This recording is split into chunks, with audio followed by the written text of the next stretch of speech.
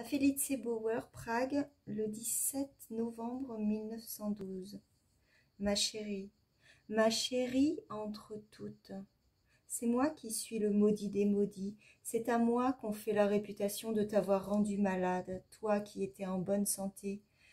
Épargne-toi, entends-moi, épargne-toi.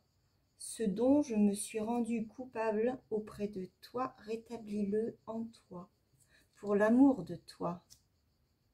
Et je me permets de te faire des reproches parce que tu n'as pas écrit, et je m'enterre dans ma propre impatience et dans mon propre désir, si bien que je ne sens pas du tout que tu es malade, et je fais de ridicules hypothèses, que tu serais en répétition ou en train de te divertir.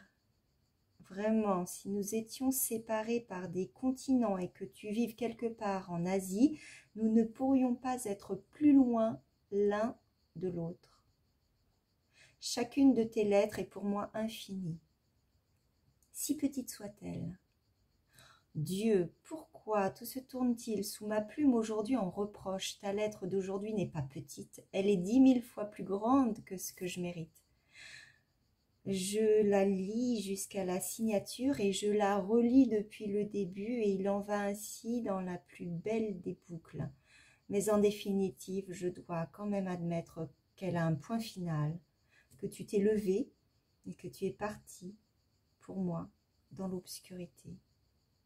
Il y a de quoi se cogner la tête. Mais aujourd'hui, il était vraiment grand temps que ta lettre arrive.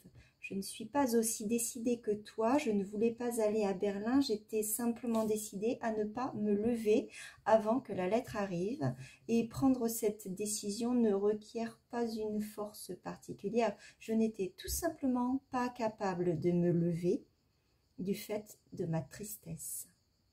Il me semblait aussi que mon roman s'était terriblement dégradé durant la nuit et j'étais au plus bas, et pourtant j'avais quand même un souvenir très précis de mon bonheur quand j'ai reçu ta lettre recommandée, et à bien y regarder, alors que j'allais si mal, je me voyais continuer littéralement à m'élever dans le bonheur. Avant-hier, la nuit, j'ai rêvé de toi pour la 2e fois. Un facteur m'apportait 2 lettres recommandées de toi et me les donnait une dans chaque main, avec une magnifique et précise gestuelle des bras qui tressaillaient comme les pistons d'une locomotive à vapeur. Dieu, que c'étaient des lettres enchantées! Je pouvais tirer tant de feuilles couvertes d'écriture des enveloppes, elles n'étaient jamais vides. J'étais au milieu d'un escalier et je devais lancer les feuilles lues. Ne le prends pas mal dans les escaliers, si je voulais sortir les feuilles restantes de leurs enveloppes. Tout l'escalier de haut en bas était largement recouvert de ces lettres lues et les feuilles défaites, éparses, empilées, élastiques, bruissaient puissamment. Puissamment. C'était un vrai rêve de désir. Mais aujourd'hui, en journée, j'ai dû attirer le facteur d'une toute autre manière. Nos facteurs sont si peu ponctuels. À 12:15 seulement, la lettre est arrivée.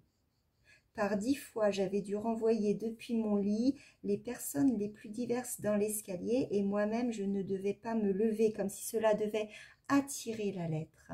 Mais à 12:15, la lettre était vraiment là, décachetée et lue dans un souffle.